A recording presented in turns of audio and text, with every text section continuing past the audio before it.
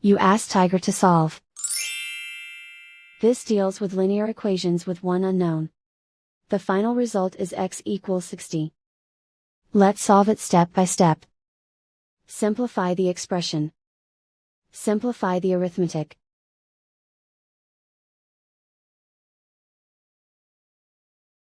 Isolate the x. Multiply both sides by 6. Group like terms. Multiply the coefficients. Simplify the fraction.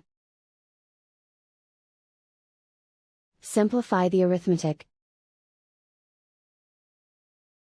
And so the final result is x equals 60.